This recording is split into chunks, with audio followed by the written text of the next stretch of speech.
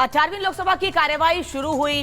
तमाम नए सांसदों को शपथ दिलाई गई। स्पीकर का भी चुनाव हो चुका है। अब आज राष्ट्रपति का अभिभाषण भी होना है। बता दें आपको कि ओम बिरला, उनका अंदाज इस बार वही पुराना है, लेकिन अवतार नया है, क्योंकि विपक्ष ने तैयारी कर रखी है सदन में हंगामे की। तो अपने कड़े अंदाज में, लेकिन नए अवतार में कैसे वो तैयार है तमाम चीजों का सामना करने के लिए, इस रिपोर्ट में देखिए।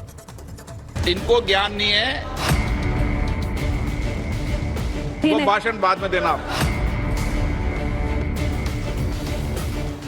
ये मैं पहली बार कह रहा हूं, मुझे 5 साल कहने का अवसर नहीं मिलना चाहिए। दूसरी बार स्पीकर की कुर्सी संभालते ही ओम बिरला अपने पुराने तेवर में लौट आए हैं। स्वागत और बधाई के बहाने बेशक ओम बिरला ने विपक्षी नेताओं के तीखे तेवरों को झेला, तो उसी सदन में कुछ ही देर बाद उन्होंने इस बात के भी संकेत दे दिए कि वो विपक्ष के किसी दबाव में आने वाले नहीं हैं। दरअसल स्पीकर की जिम्मेदारी संभालने के बाद सदन में सभी पार्टियों के सदस्य ओम बिरला को बधाई दे रहे थे। इसी दौरान कुछ सदस्यों ने सदन में विपक्ष की बढ़ी हुई ताकत का एहसास दिलाना शुरू किया, लेकिन बिरला ने साफ कर दिया कि सदन मजबूत विपक्ष से नहीं, नियमों के आधार पर चलेगा। अकाली दल की एकमात्र सांसद हरसिमरत कौर बादल जब बधाई देने के बाद अन्य विषयों पर बोलने लगी, तो बिरला ने उन्हें टोकने में 1 मिनट भी नहीं लगाया। पिछले इलेक्शन में देखा कि कई ऐसी पार्टियां जो राज्य में एक दूसरे के साथ बड़ी डिफरेंसेस रखती हैं, लड़ती हैं, लेकिन इधर पहुंचने के लिए समझौते कर बैठी हैं। भाषण बाद में देना। और सर के कई ऐसे लोग जो काफी समय से एक साइड से अब वो कुर्सी की खातिर इधर पहुंचे। सो सर, मेरा कहने का मतलब कि जब मैं एक रीजनल पार्टी की इकलौती महिला मेंबर जब यहाँ पे हूँ, मुझे इस चीज का फिक्र है कि ना हम इस तरफ तो ना हम इस तरफ, लेकिन हम अपने पंजाब और पंजाबियों के लोगों की आवाज उठाने के लिए जब मैं यहाँ पे खड़ी होंगी, मैं आपसे यही उम्मीद करती हूँ सर कि आप हमारे छोटी पार्टियों की तरफ, छोटे कम्युनिटीज की तरफ, माइनॉरिटी की तरफ भी आप वो ही निगाह के साथ जैसे आप बड़ी पार्टियों को देंगे, हमारे आरक्षण भी आप करेंगे, हमें भी आप मौका देंगे।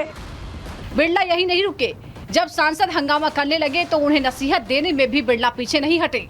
हुआ यूं कि नए स्पीकर को बधाई देते हुए सांसद एक साथ खड़े होकर बोलने लगे, जिस पर उन्होंने सभी सांसदों को शांत कराया। बिरला ने इस पर नियमों की नसीहत दी और कहा कि उम्मीद है कि अगले 5 साल तक उन्हें इस बात को दोहराना नहीं पड़ेगा। बेटे 1-1 मिनट बोलना, 1-1 मिनट प्लीज, 1-1 मिनट प्लीज बैठिए, प्लीज बैठिए, प्लीज। असाउद्दीन ओवैसी जी 1-1 मिनट बोलना, 1-1 मिनट प्लीज बैठिए, बैठिए। आपको नहीं बुलाया। माननीय सदस्यगण, जब स्पीकर सीट से खड़ा हो जाता है तो मैं माननीय सदस्यों को अवगत कराना चाहता हूं, वो बैठ जाया करें। ये मैं पहली बार कह रहा हूं, मुझे 5 साल कहने का अवसर नहीं मिलना चाहिए। इसी तरह नेशनल कॉन्फ्रेंस के सांसद ने जब 370 हटाने की प्रक्रिया पर गलत जानकारी के साथ बोलना शुरू किया, तो उन्हें असलियत के साथ आईना दिखा दिया। मैं ये गुजारिश करूंगा, सबसे बड़ा इदारा है जमहूरियत का, यहाँ पे ऐसी मिसाल नहीं होनी चाहिए थी और आप उसके कस्टोडियन थे। जब 370 की बिल 1 मिनट में लाई गई और आधे घंटे में पास की गई, आधे घंटे में पास की गई। प्लीज बैठिए, आप रहिए। इनको ज्ञान नहीं है, उस पर 9.5 घंटे तो डिबेट हुई थी। चलो बैठे, चलिए। सांसदों की शपथ के साथ ही जिस तरह से संविधान की रक्षा को लेकर बयानबाजी की जा रही थी, इस मुद्दे पर भी उन्होंने कड़ा पलटवार किया। बिरला ने संविधान को रद्द कर आपातकाल लगाने की बरसी पर 2 मिनट का मौन का प्रस्ताव रख दिया, जिस पर विपक्ष ने हंगामा कर दिया। भारत के इतिहास में 25 जून 1975 के उस दिन को हम हमेशा काले अध्याय के रूप में जाना जाएगा।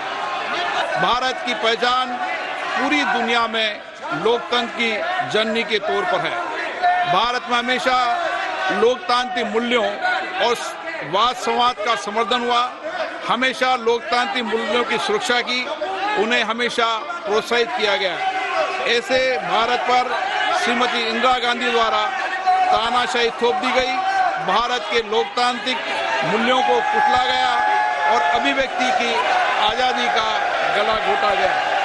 इमरजेंसी के दौरान भारत के नागरिकों के अधिकार नष्ट कर दिए गए, नागरिकों से उनकी आजादी छीन ली गई। न्यायपालिका की स्वतंत्रता पर अंकुश लगा दिया गया था। इमरजेंसी का वह समय हमारे देश के इतिहास में अन्याय काल का एक काला खंड था। 18वीं लोकसभा में बीजेपी की सीटें कम हुई है, जबकि विपक्ष की ताकत में इजाफा हुआ है।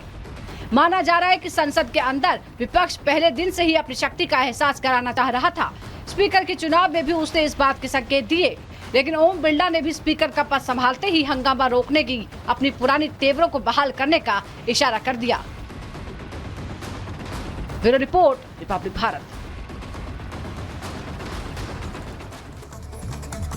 तो आज सदन में राष्ट्रपति का अभिभाषण है। आपको बता दें इस वक्त क्या हो रहा है। संसद भवन पहुंच चुके हैं प्रधानमंत्री नरेंद्र मोदी। आज चूंकि राष्ट्रपति का अभिभाषण है, आपको बताएं कि 2 और 3 जुलाई को प्रधानमंत्री उस पर जवाब देंगे, लेकिन आज आपको बताते हैं अहम पड़ाव होने वाला है, क्योंकि राष्ट्रपति का अभिभाषण 18वीं लोकसभा और आज राष्ट्रपति का अभिभाषण का धन्यवाद प्रस्ताव होगा। इसके बाद दोनों सदनों में प्रस्ताव पर इसके बाद आगे बहस होगी। 2 और 3 जुलाई को प्रधानमंत्री देंगे जवाब। ये तस्वीर हम दिखा रहे हैं, प्रधानमंत्री नरेंद्र मोदी पहुंच चुके हैं संसद भवन। चूंकि हमने ये देखा स्पीकर के चुनाव के साथ ही साथ बहुत सारे ऐसे मुद्दे थे जिसको लेकर के आगे बढ़ने की जो तैयारी है सरकार की वो नजर आती है, लेकिन इस बीच विपक्ष किस तरह से सरकार को घेरने की कोशिश कर रहा है वो भी हम लगातार देख रहे हैं। कल ओम बिरला, ये तस्वीरें फिलहाल आप देख रहे हैं राष्ट्रपति जो इस वक्त आ चुके, अभिभाषण है राष्ट्रपति का। संसद भवन प्रधानमंत्री पहुंचे हैं। जब राष्ट्रपति वहां पर पहुंचेंगे द्रौपदी मुर्मू, तो फिर उनका स्वागत किया जाएगा और राष्ट्रपति भवन से इस वक्त निकलती हुई राष्ट्रपति द्रौपदी मुर्मू। तो राष्ट्रपति का आज अभिभाषण होना है। उसके बाद प्रधानमंत्री नरेंद्र मोदी 2 जुलाई को लोकसभा में और 3 जुलाई को राज्यसभा में उस पर धन्यवाद देंगे।